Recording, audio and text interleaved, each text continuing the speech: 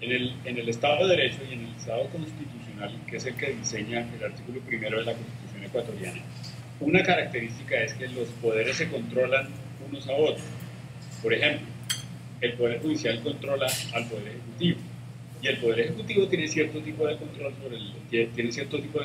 el Poder Judicial porque, por ejemplo, interviene en la nominación de algunos de los jueces, por ejemplo, de los miembros de la Corte Constitucional.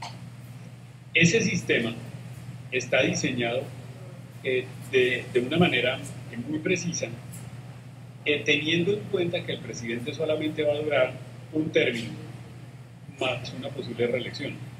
Si el presidente se perpetúa,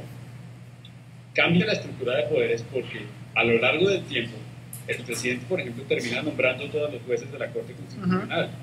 Y entonces, si el presidente termina nombrando todos los jueces de la Corte Constitucional, ya ahí en el informe que yo presento hay un estudio muy preciso de cómo el presidente al final termina,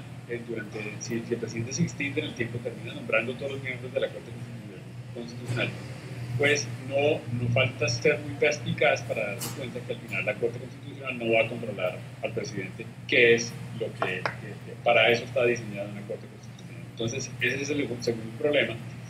y es que si el presidente se perpetúa en el tiempo, termina nominando a autoridades que lo van a controlar a él y se desnaturaliza la separación de poderes y el sistema de pesos contra pesos.